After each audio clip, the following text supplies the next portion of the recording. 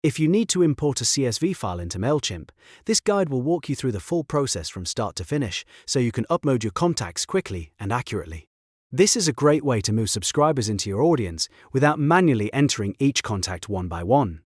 Before we begin, make sure your CSV file is saved correctly and that your contact columns are organized the way you want them, such as email, first name, last name, and any other details you plan to import. If this tutorial helps, be sure to like this video and subscribe for more easy software guides. Alright, let's jump in. First, open your browser and go to Mailchimp.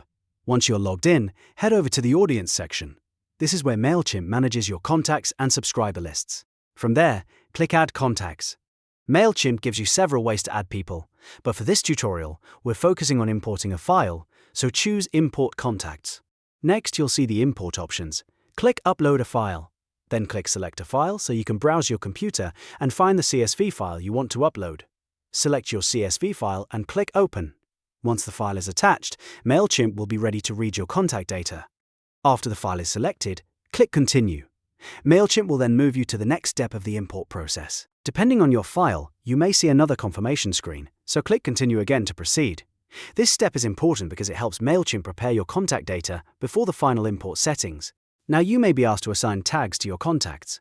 Tags are optional, but they're very useful if you want to organize your audience into groups, like customers, leads, event attendees, or newsletter subscribers.